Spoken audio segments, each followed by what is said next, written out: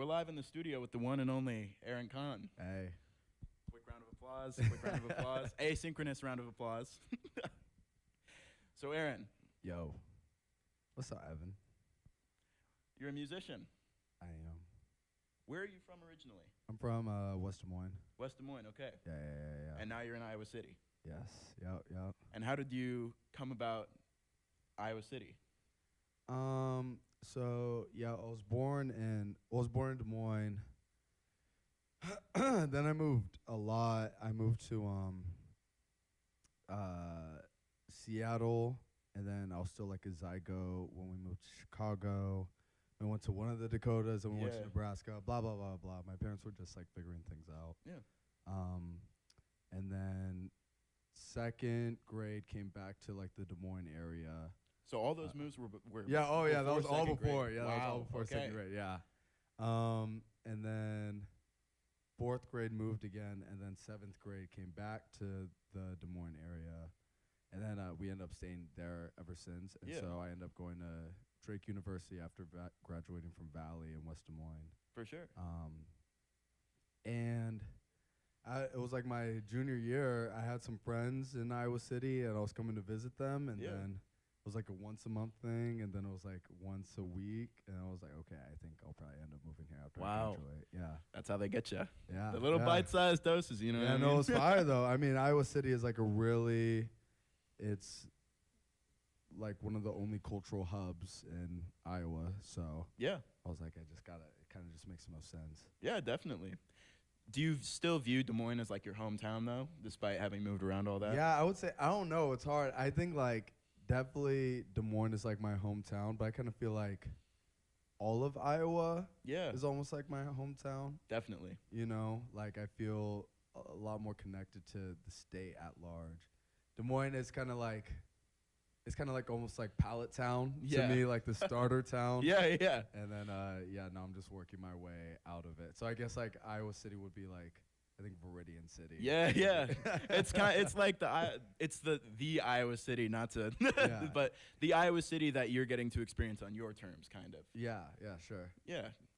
So okay, I definitely feel like there's a certain camaraderie between like a lot of Iowans and just like it's a small state, not a Yeah. ton of people here. No. I definitely not at all. feel a lot of like don't get me wrong, like there are plenty of reasons to love or hate Iowa in any given direction, but Yeah. like when you're out and about, like out of town and you hear people talking about Iowa, you kind of feel a sense of like, wait, that's Yeah. hang on, yeah, you can't talk exactly. bad on Iowa. Yeah, That's my job. That's what we're here to Yeah. do. Yeah. Yeah, no, I agree. Yeah. And you're a musician. Yes, I make music. So how did you come to find music? Like what would you describe? Oh, it like kind of found me. Like, Yeah. I wish I could say like I like coming to God moment with like music, but I just grew up in a musical family. Like, grew up playing the piano, Yeah. the guitar, cello, which we were supposed to have a cello, but I couldn't destroy it. So It's sorry, guys. But yeah. I was introduced to music at a very young age, and it's just a part of like human life to me. Absolutely. So, and then it was around seventh grade when my friends were. It was like the whole like first like SoundCloud wave with like Uzi. Yeah. 21 Savage, and so they would just come over to my place and start freestyling, and so I would start freestyling with them. I actually didn't grow up on hip hop. Yeah. Like I grew up mostly on like old R&B that my dad used to play, and then African music because my mom's Kenyan. That's so cool. Thanks. Yeah, I feel really proud claiming it, but yeah. So we would just play different things on like different instruments, and then. It wasn't until like I said, like seventh grade when I really got introduced to hip hop, and I was like, oh, like I kind of get it now, Yeah. like it's starting to hit my ears right. So I would like freestyle with them, and then eighth grade, I was like, what if I just made my own music, So I was like my high school's like SoundCloud rapper. I went under Eren's the guy, and it ended up going like pretty well. Like my biggest song had like 150K listens. Wow. Yeah. It was called Aquafina. How old were you then when that song like So really? like 14, 15. And what I would do is I would get like, remember those like meme compilations where like people would like Yeah, get yeah. knocked out and and stuff. Um, that's what I would do. I would just like make these edits on like a cracked version of like Vegas Pro, That's and so I would send sick. it to a bunch of meme pages, and then that's kind of how I market it. Yeah. Wow. So you had a niche for marketing even then, huh? A little bit, yeah. Well, because I was like, I've never been. There's a lot of artists who I respect, or like I make music, you know, for myself, like Yeah, for yeah. self-expression. But for me, I always made music so that other people could listen to it. You know, I find I feel like it's a form of communication. Definitely. And so part of it is for me, but part of it and being for me is connecting with others. So I always wanted other people to listen to my music. So I just found ways to do so. Yeah. And I mean, that's one of the things, just like, you know, being somebody who interacts with your art, I feel like there is such a put together image. Like you have Yeah, such thanks. a visual language. Like Yeah. there's just everything. I mean, like your Instagram, your performances at shows, like you have a clear vision that you're Yeah. clearly like showing people. You know what I mean? It feels, that's something that I always think about as far as like a mark of great artistry. if you'll Thanks. I pardon me, appreciate that. pardon the glazing, but but I mean, Appreciate it. when you see the multimedia, you know, unification of ideas, you know what I mean? When you're able Sure, to present yeah. things in more than just one form, like that's a real sign, I feel like, and that's just something I really respect about your Thank craft. you. Yeah, I appreciate that. Is there like, when you think about the visual language and like the multimedia aspects of your craft, like Yeah.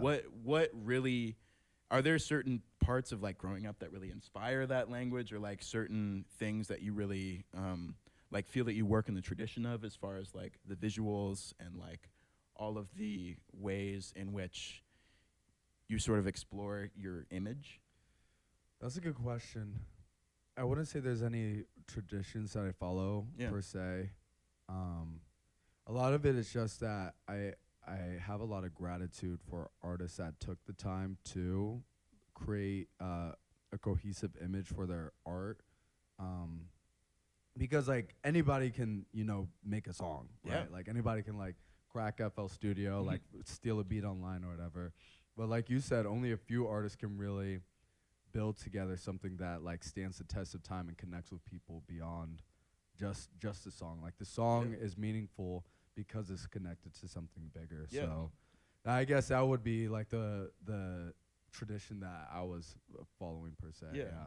The song is like a starting point, as like a mode of delivery for a greater Yeah. idea. Well, it's interesting because it's like the starting point and it's also the end, right? Yeah. Because it's like sometimes you hear the song and then you're like, oh, who is this artist? And then you go deeper in. And sometimes you hear about the artist first, like maybe it's like some controversy, Mhm. or maybe it's like some fantastic performance they had, and then you start digging into their catalog. Yeah. So I feel like it's almost like a matrix that like points out in different directions. Definitely. And that's kind of that's really what I want to do. What I Yeah. want to follow. Yeah. Well, and I think it's so interesting that you mark thinking of music as a mode of communication, because Yeah. one of the other aspects of your art that I really respect and like have a lot of appreciation for is you clearly always have something to say. You know, Sure, you are yeah. really like communicating to your audience, you Yeah. know, and you are clearly like packaging fully fleshed out ideas in Yeah. your songs. And I guess how do you know when you have an idea in your head, like at what point are you like, this is a song? Like at what point does an idea go from being just like some loose thoughts in your head to like, These are really good questions.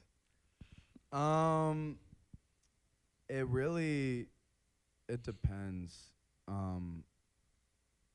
with the idea and the song. yeah, I really I don't know if it's me like overthinking, but I feel like in different stages of an artist's life cycle they should release, or not necessarily should, but it'd be best for them to release different sorts of songs, you know. So yeah. like when an artist is earlier in their career, like somebody could drop a song like Hotline Bling, Right. but it might not like be successful because there's not enough trust with the audience to even, you know, take in a song like that. Yeah. And so sometimes I'll have ideas where I'm like, wow, this is such a good idea. I'm gonna keep it for like maybe a few years for like hopefully an album or whatever. Let it cook. Yeah, exactly. Yeah, Let it simmer in the back burner. But then there's some songs like I have a song coming out called Run, where I was just messing around with the 3 Days Grace sample. Yeah. I was like, oh wait, this is fire. Uh-huh. And then I was like just freestyling to myself, and I thought of one of the lyrics pertaining to Netanyahu, and I was like, yeah, this is gonna be a banger. Like this is it for right now. So it's a little, it's a lot of just knowing, thinking about where I'm at right now in my, I guess, artist life cycle. Yeah. And then whatever fits now versus what should come maybe at a more mature stage. Absolutely. And I think it's the idea of the artist's life cycle is something that is so key to the artistic experience. You know what I Yeah. mean? Like that is really something that I think you can really see an artist's trajectory. You know what I mean? Yeah. As they move from one stage to another. Yeah. And I 'Cause guess I was at a Bob Dylan show 2 days ago. you saw Bobby D. Yeah, it was awesome. And a big part of it was just seeing all the people like his age, if not older, like look at him as if he was like this glorious star. And he's like an old guy, you know? He's like kind of frail. Like he stood up a couple times and people like went crazy. And, you know, he was able to give them a connection that was so valuable to them. They'd spend like hundreds of their dollars. Yeah. And that was through an intentional investment in him, not only the music, but what it meant to be an artist to him. Definitely. And so, yeah, I think but again, he couldn't have gotten to that point had it not been for all those other stages of his artist life cycle, right? Well, when you think about an artist like Bob Dylan, like he's been making music for years and years and years, and there are so many different Bob Dylans that you can think about. Like, there's the freewheeling Bob Dylan, there's the Blonde on Blonde, like there's so many different eras that you can think about, and all of those are so evocative of different, times in the artist's life. But Exactly. Yeah. And I guess to turn that question back to you, how do you feel about your artist life cycle in sort of a wider lens? You know what I mean? Like, how do you feel about like your song Aquafina that blew up back when you were 14? Like, it's easy to laugh about, but like having a song blow up with like hundreds of thousands of streams when you're 14 years old, like that's a life-changing event. You That's know kind of what I mean? cool, yeah. Like that is kind of cool. It's really cool. Like, how do you feel about that time in your life now? I feel like it was rough because I was just very mentally ill at the time, and I wanted to not be, and what hurt the most was feeling like the things that were impacting my life and my mental health were now impacting my ability to like make the art that I wanted to. So I stopped making music like 1, 2, 3 songs after that. Wow. And I didn't pick it up. That was like, I stopped my last song through like Eren's Like I was probably like 2017, 2018. Yeah. And I didn't end up releasing a song again until 2024 with Eren Kahn. So yeah. But I think as painful as it was, I think it was like necessary. And I'm actually very grateful that I had that at such a young age, because imagine, you know, maybe I'd be later in my life, like at 18 or whatever, and then I go through that burnout, and then it takes me 6 years to get back into it. Well, now I'm in my like late 20s. Like, it's just a different landscape. Very different landscape. You know, the older that you get. So I just feel a lot of gratitude to that younger Eren for, you know, taking the risk, not knowing he was taking a risk, but taking a risk with like his like mental well-being, in hopes that, you know, I can hopefully pursue that vision forward. I like that you're kind to your younger self. I try to be, yeah. I think it's so easy for people. Eren, he didn't ask for it. He didn't ask to be alive. Like, none of us asked to be alive. So like, why would I be mean to him? I just think it's so easy for people to like fall into these cycles of being like, oh, like that was the old, like I hate how it used to be. You know what I mean? Yeah, I think the feeling is fair, you know, but at the end of the day, like, you are not that person. Right. You know, like, we're not even the same people that we were like 10 minutes ago. Like, the self is such a amorphous experience that you go through. And so if you think about it, like, if your younger self was suffering, well, there was probably things that that younger person was going through that caused him to suffer and then act out because of it. Yeah, no doubt. So I don't know, for me, I can't see that and be like, oh, I should be mean. You know, I can feel bad, like, oh, that's really cringe, but still be forgiving and understanding of that circumstance. Yeah, definitely.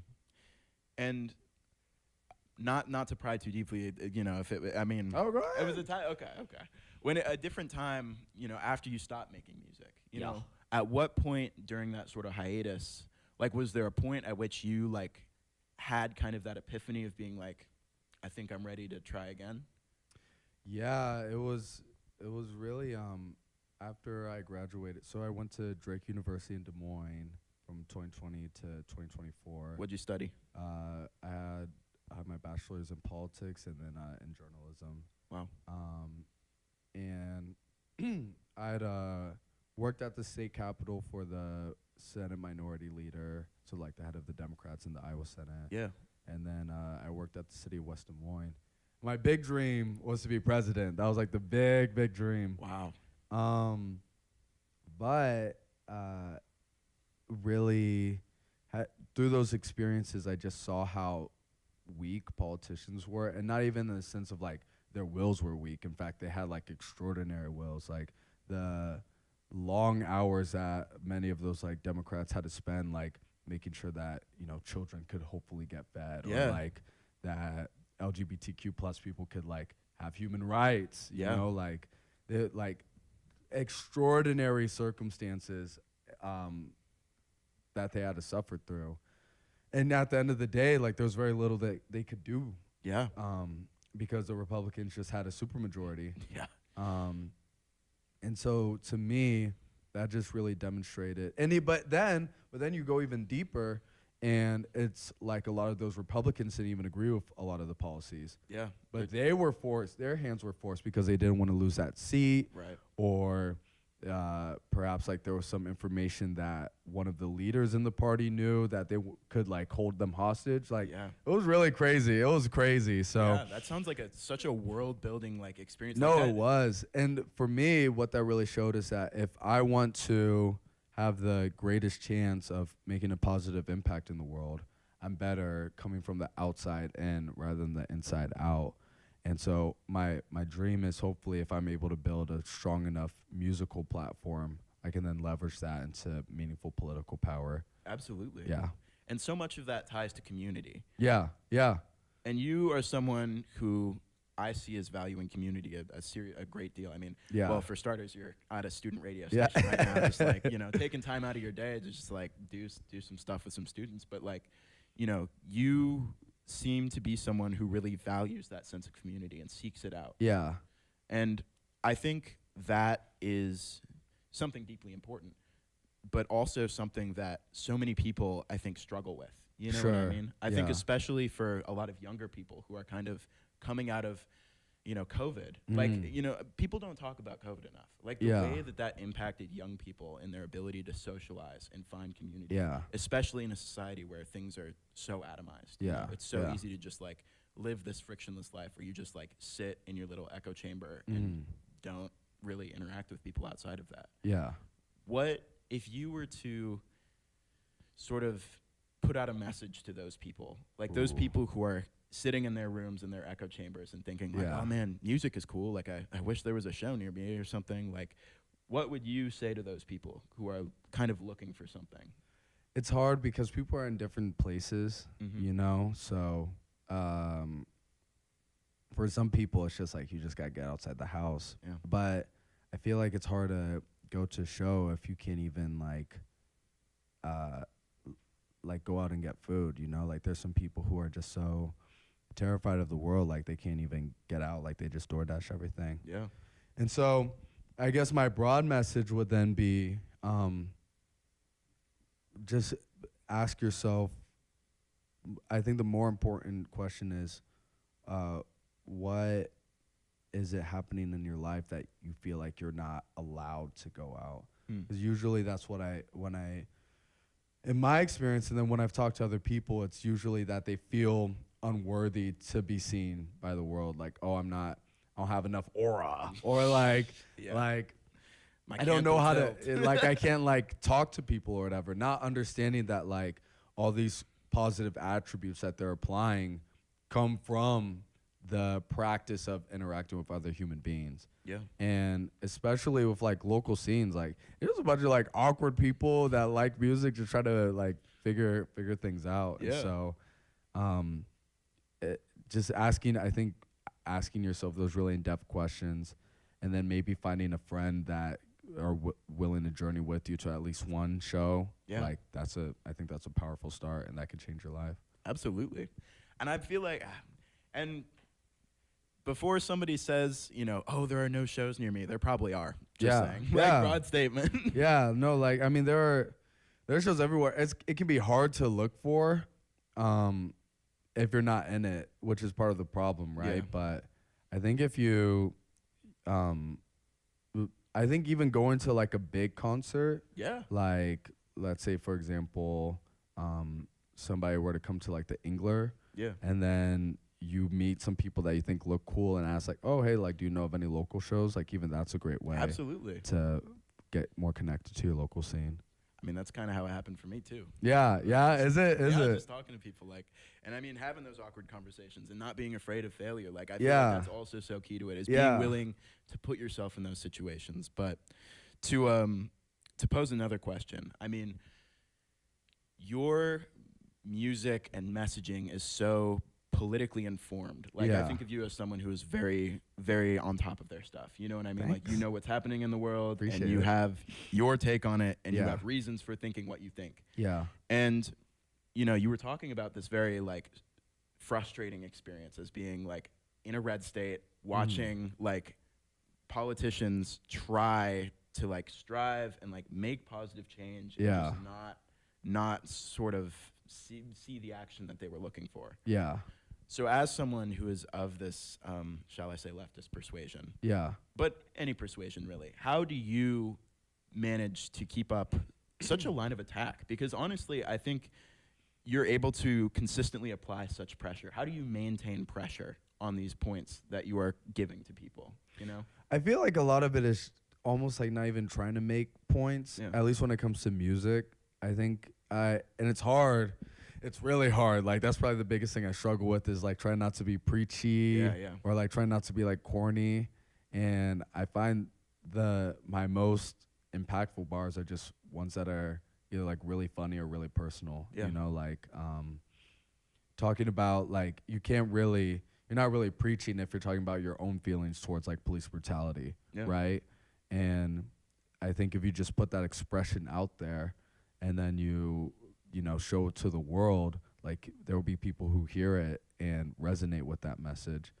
I feel like that's a great way to avoid burnout as well. Like if you try striving towards like an ideal and it's not concrete, well, it can always adjust, right? And so you feel like you're never good enough. Yeah. Versus if your ideal is simply like expressing yourself and trying to do so in a way that like resonates with you and you feel like will resonate with other people, well then I think that just makes it a lot easier. Definitely. Like even if take an artist like Kendrick Lamar, I think he's like the perfect example of it. Like or even like an artist like XXXTentacion, like he made a whole album about depression. He wasn't like, oh, we need to invest more in mental health or whatever. He just made this music that resonated with him and he knew would resonate with other people. And then people will just take it from there. Absolutely. In terms of the action, I think. We need a SoundCloud rapper president. That'd be crazy. That's what we need. We'll see. I don't know. Those are the big dreams, but we'll see. I think I'm just more focused on making as big of an impact as I can while I have the time to do so. So if that means being president, that'd be turd. That'd be fire. That would be turd. Oh, I'll throw a concert at the White House, but I think that's needed. I think you make a really good point about earnest messaging and being true to yourself in your music and just being true to your perspective on things. But to switch gears just a little bit. Yeah. What things bring you joy in everyday life? Ooh, joy in everyday life. I don't know, like things like this, I guess. I feel pretty happy. I don't know. Thanks. I'm happy too. I don't know. Honestly, that's a hard question. I don't really focus too much on like being happy. Yeah. I feel like it's like happiness just kind of comes, you know, like relative happiness is such a thing that goes in and out. I feel happy like hanging out with friends. I feel happy like eating food. I feel happy like making music and like sometimes I ride my skateboard. Yeah. But I'm a big poser. Like I can't even ollie to be honest. So, but yeah, I don't know. Like I just small things. I'd say, yeah. But I don't really like. It's hard for me to answer. That's actually. I feel maybe that's a problem. Maybe I should be able to answer that better. I don't know. I think there are. I think people have a lot of different thoughts about joy. I think I was reading a piece by Zadie Smith where she was essentially saying like, you know, joy and pleasure are two very different things. Yeah. And joy is like this feeling that you only feel it like once, twice, 3 times in a lifetime, and it is like an all-consuming euphoria. Sure. Whereas pleasure is things that you derive from everyday activities. And Yeah. personally, I don't know if I personally agree with that statement because Yeah. I think how else would you categorize things like hanging out with friends and making Yeah. music and like Yeah. all of the minor things in life? But that's really just I mean, that's kind of just splitting hairs, person-to-person experience. Yeah, I think for me, joy, yeah, I would say joy is like, I don't know, maybe seeing like one of my nieces Yeah. and like being like, wow, you're like a new human being. And like you look at me and you smile. Like I think that's like joy. That's bringing me. Yeah, You're yeah. telling me about this. And then yeah, pleasure is like, I don't know, eating good food. Yeah. And then like, I think for me, happiness, I think there's like relative happiness. So like those moment to moment experiences that derive like positive feelings. Yeah. But I think there's a deeper happiness, or like a fulfillment. That's more of like what I strive for. Yeah. Like with my like pursuing my art, that makes me fulfilled. Like that makes me feel like I'm doing the right thing with my life. Like this is in alignment with my goals and the way I envision my life to be, in the way the world hopefully will change because of it. Absolutely. So that's I guess, yeah, that's more of my focus. Yeah. What would you say your goals are as an artist? Gonna blow up and act like I don't know nobody. I mean, you know, it's the big 26, you know? Yeah. What's next? What's next for Eren? Nah, I'm finna drop all my day ones. It's over. It's over. Like, I'm finna be fake. I'm gonna get money. I'm gonna gamble it all away on steak. Yeah. And then I'm gonna like add like those little like promos in my Instagram reels. No. I'm just gonna be like a horrible person. That's my real ambition, really. That's exciting. No, but with my music, I think like really practical. Like they're not super unsexy. Like I think hopefully I can hit 10K monthly listeners soon. That'd be pretty fire. Yeah. I wanna hopefully be on like the underground sound site for next year. That'd be super fire. That would be super fun. Just really hopefully just be in a place where I'm like an established figure in like the underground rap sphere. Definitely. And then build up into hopefully maybe a more mainstream career from there. World domination. We'll see. Hopefully, I yeah. think that's next up. Personally. Yeah. Well, hey, thank you so much for taking the time to chat with me today. Yeah. And you're tuned in to KRUI 89.7, Iowa City. This is Eren Kahn.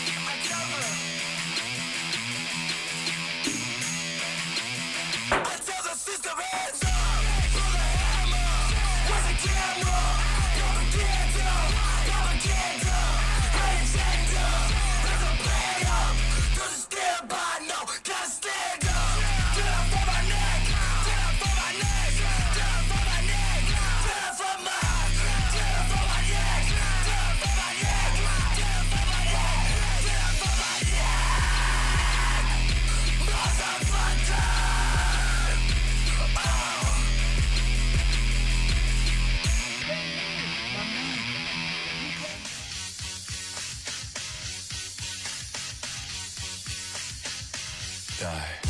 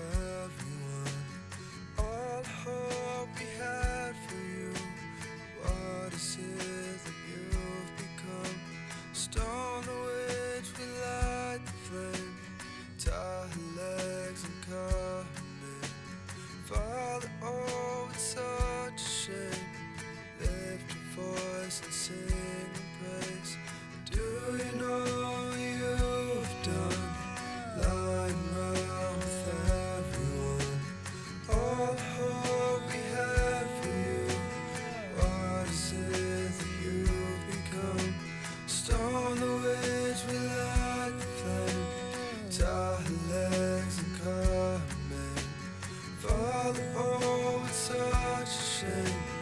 Lift your voice and sing a praise.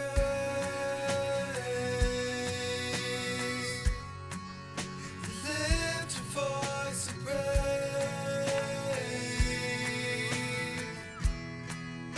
Sing your voice and praise.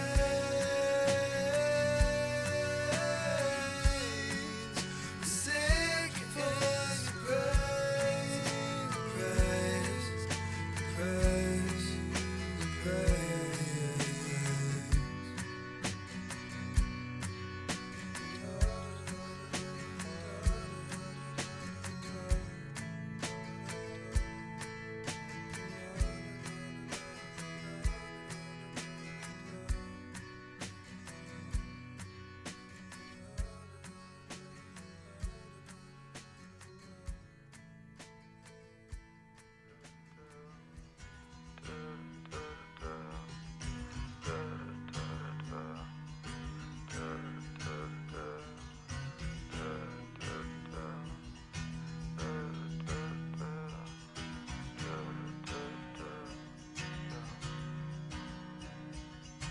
Mother Earth is crying, Mother Earth is weeping, but I've cut my tongue for lying, so I can't console her. Now I watch her as she's dying, slowly suffocating on my actions of denying. Fly my jet to Texas, Roadhouse world is ending every day. Tides are rising at the bay, all our trees are burned away. What am I supposed to say? This is just a price we pay. Dug our grave and now I lay. Dried her tears to hold my hand. Told me it's okay, just try. Don't give up on me. Try. Be it as it be. You tried. What it mean to me? If you tried, if you tried.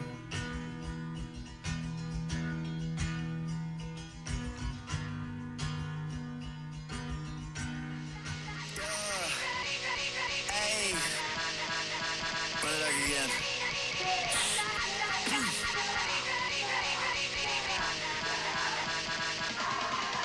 Hey, maybe I'm the book the president, White House, even resident. Fucking Nazi, it's a war at war. Back up, but you better bring your friend. 2024 took an L, 2048 run it back.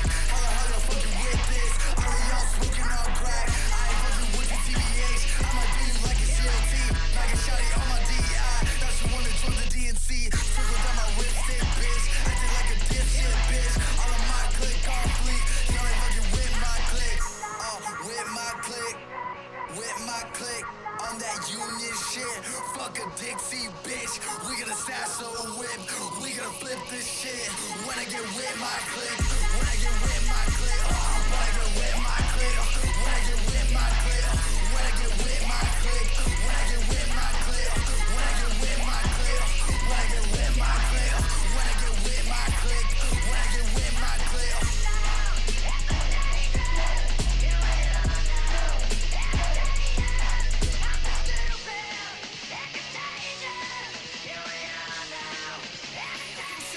The darkest side of me. So what if you can see the darkest side of me? So what if you can see the darkest side of me? No one will ever change this animal I have become. You sold your soul to Netanyahu, you're a con. Got 100K student loans like bitch, I'm broke as fuck. Got no designer on me, hit the goods, I'm broke as fuck. Put blood to your guns and kill the queen, I kill the punk. My carpet bonds 100 grand, I call you rapper suck. No copy team from Canada, cause you love my hockey puck. Yeah, I'm trusting shiny, you should leave me in the dark.